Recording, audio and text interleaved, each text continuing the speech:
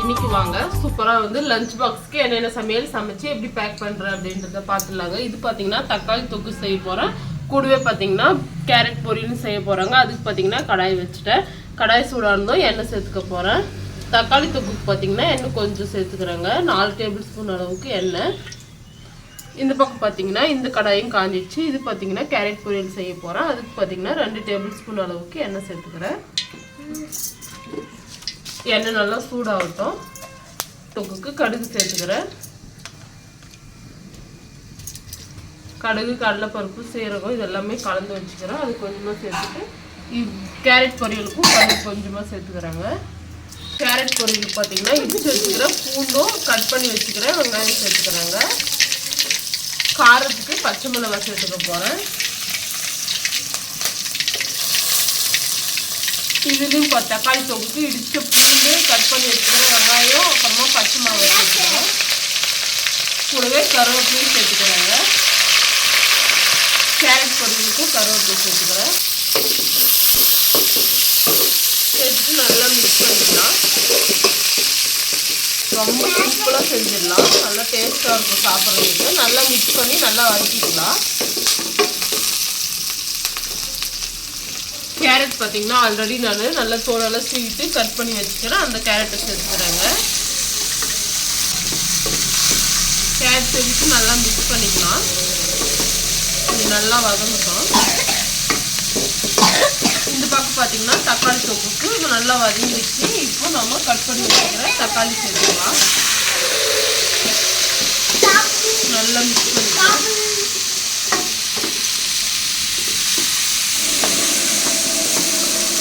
இப்போ உப்பு சேர்த்துக்கலாங்க. தக்காளி தொக்குக்கு 1 டேபிள் ஸ்பூன் அளவுக்கு உப்பு சேர்த்துக்கிறேன். கூடவே பார்த்தீங்கன்னா கேரட் பொரியலுக்கும் 1 டேபிள் ஸ்பூன் உப்பு சேர்த்துக்கிறாங்க. சேர்த்துட்டு நல்லா மிக்ஸ் பண்ணிக்கலாம். தண்ணி சேர்த்துக்கிறேங்க. கேரட் பொரியலுக்கு கேரட் வேகிற அளவுக்கு தண்ணி சேர்த்துக்கலாம். கொஞ்சமாக தண்ணி சேர்த்துட்டு நல்லா மிக்ஸ் பண்ணிக்கலாம்.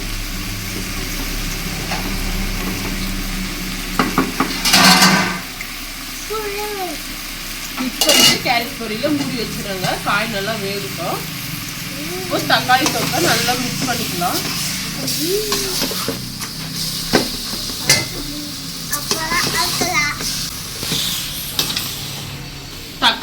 தக்காளி நல்லா வதங்கினதுக்கு அப்புறமா நல்லா கடைஞ்சி எடுத்தோம். சூப்பராக தக்காளி தொக்கு வந்து ரெடி ஆகிடும். தக்காளி நல்லா வதங்கிட்டோங்க. இந்த பக்கம் பார்த்தீங்கன்னா கேரட் பொரியலும் வேக ஆரம்பிச்சிருச்சு. நல்லா மிக்ஸ் பண்ணி நல்லா இப்போ காய் வெந்துச்சுங்க. பாருங்க இந்த அளவுக்கு காய் வெந்துருக்குது. இன்னும் கொஞ்ச நேரம் வேகணுங்க. இந்த தண்ணி பார்த்தீங்கன்னா நல்லா வத்திட்டு நல்லா ஃபுல்லாக வெந்து வரட்டும். இப்போ வந்து வேகலாம். இந்த பக்கம் பார்த்தீங்கன்னா தக்காளி தொக்கு வந்து சூப்பராக வதங்கி ரெடி ஆகிடுச்சு. இப்போ கொத்தமல்லி சேர்த்துக்கலாங்க. கொஞ்சம் கொத்தமல்லி நிறைய சேர்த்துக்கினா நல்லாயிருக்கும். சேர்த்துட்டு நல்லா மிக்ஸ் பண்ணிடலாம்.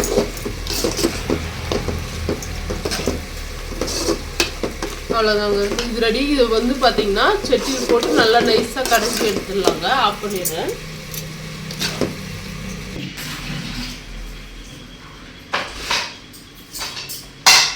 இப்போ இந்த தக்காளி தொக்கை பார்த்தீங்கன்னா இந்த சட்டியில் போட்டுக்கலாம்.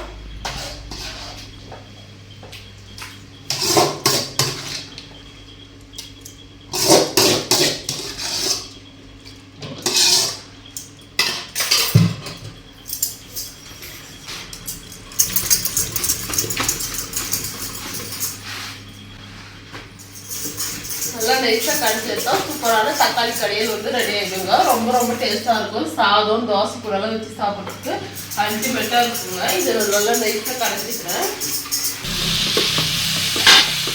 பார்த்தீங்கன்னா தண்ணி நல்லா வச்சுட்டு காயும் பார்த்தீங்கன்னா சூப்பராக வெந்துருச்சு. பாருங்கள், காய் இந்த அளவுக்கு நல்லா வெந்து வந்ததுக்கு அப்புறமா நம்ம ஆல்ரெடி பார்த்தீங்கன்னா தேங்காய் துருவி வச்சுருந்தேன். அதை போட்டுக்கிறேன். அதுக்கப்புறமா கொத்தமல்லி போட்டுக்கலாம். போட்டு நல்லா மிக்ஸ் பண்ணிக்கலாம்.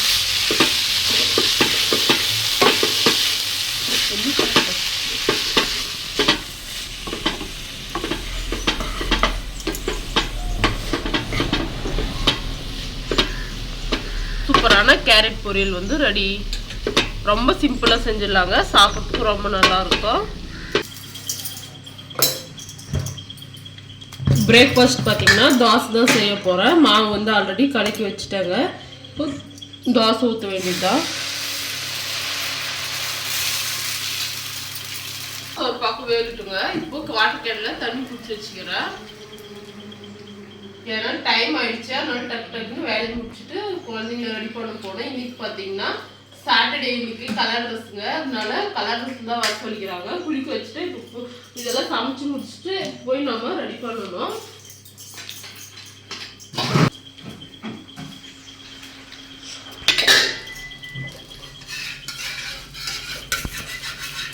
தோசை பார்த்தீங்கன்னா வெந்துருச்சு, திருப்பிக்கலாம். பொடி சூப்பரான தோசை வந்து ரெடி. இப்போ பொடி தோசை செஞ்சுக்கிறாங்க. ஒரே ஒரு பொடி தோசை. அதுக்கு பார்த்தீங்கன்னா தோசை எப்பயும் போல தோசை போட்டுட்டு இதுக்கப்புறமா எங்கே போடணும், தோசை கல்லு தான் போடணும். எங்கே போடணும் தலைமையில் போடுவாங்க. இப்போ நம்ம ஆல்ரெடி அரைச்சி வச்சுருந்த பொடிங்க, இட்லி பொடி. இது வந்து ரொம்ப நல்லாயிருக்கும். கண்டிப்பாக இந்த வீடியோ பார்க்காதவங்க பார்த்துட்டு நீங்களும் ரெடி பண்ணி வச்சுக்கோங்க.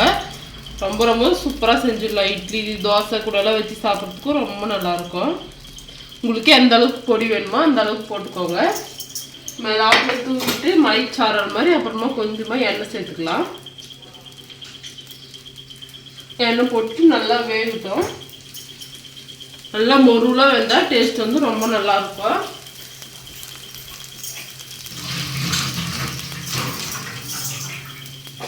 இப்போ லஞ்ச் பாக்ஸில் சாப்பாடுலாம் பேக் பண்ணிடலாங்க. டைம் வந்து ஆயிடுச்சு. இந்த தோசை வேகிறதுக்குள்ளே சாதம் வந்து போட்டுக்கலாம். சாதம் பார்த்தீங்கன்னா நான் ஆல்ரெடி வந்து வச்சுட்டேன்.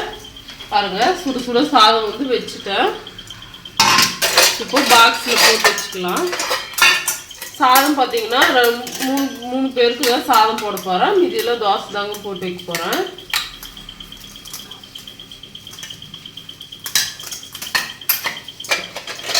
தோசை பார்த்தீங்கன்னா நல்லா மொருவாக வேகட்டுங்க. போச்சு கரும்பு தோசை வேணுமா சோறு எடுக்கலான்னு கேட்கலாம். இப்போ பாருங்க, தோசை வந்து சூப்பராக இங்கே பார்த்தீங்கன்னா தெரியுமா, கீழ் நல்லா ப்ரௌன் கலராக சூப்பராக வெந்துச்சு. இந்த தோசை பார்த்தீங்கன்னா திருப்பலாம் கூடாது, அப்படியே மடிச்சுட்டா ரெடி ஆகிடும். அவ்வளோதாங்க, சூப்பரான பொடி தோசை ரெடி. அவங்க வரட்டும் போட்டுக்கலாம். அடுத்ததாக சாதா தோசை ஊற்றிக்கிறாங்க லஞ்ச் பாக்ஸ் பேக் பண்ணுறதுக்காக.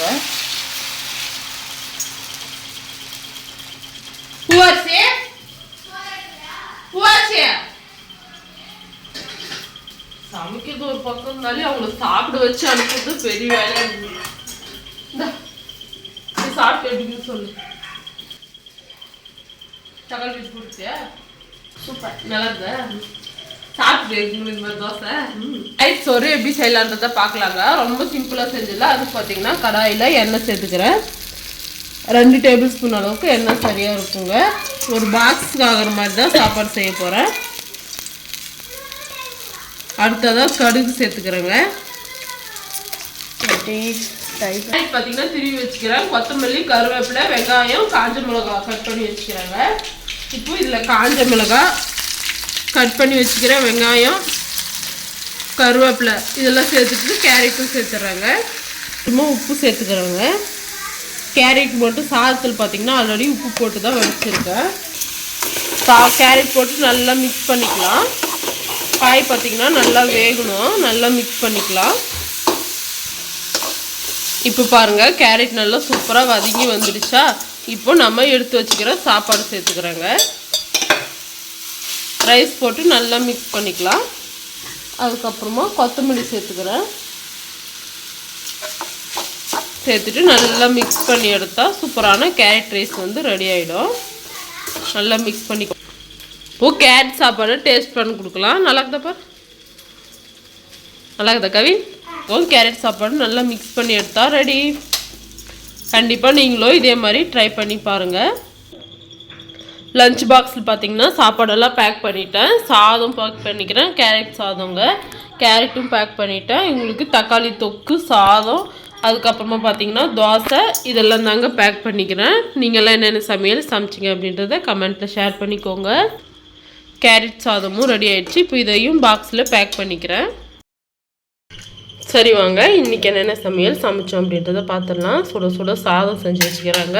கூடவே பார்த்தீங்கன்னா உருளைக்கிழங்கு குருமா மாதிரி செஞ்சுட்டேன் தோசைக்கு சாப்பிட்றதுக்காக, ரொம்ப நல்லாயிருக்கும். அடுத்ததாக பார்த்தீங்கன்னா தக்காளி கடையல் செஞ்சுக்கிறேன், ரொம்பவே டேஸ்ட்டாக இருக்கும் சாதம் தோசை கூடலாம் வச்சு சாப்பிட்றதுக்கு. அடுத்ததாக ஹெல்த்தியான கேரட் பொரியல் செஞ்சுக்கிறாங்க. இதுவும் பார்த்தீங்கன்னா ரொம்ப சிம்பிளாக செஞ்சிடலாம். இதெல்லாம் தாங்க சிம்பிளாக சமைச்சாங்க. நீங்கள் என்னென்ன சமையல் சமைச்சிங்க அப்படின்றத மறக்காமல் கமெண்ட் பண்ணுங்கள். இந்த வீடியோ பிடிச்சிருந்தா லைக் அண்ட் சப்ஸ்கிரைப் செய்யுங்க. அடுத்த ஒரு சமையல் வீடியோவில் பார்க்கலாம். பாய்.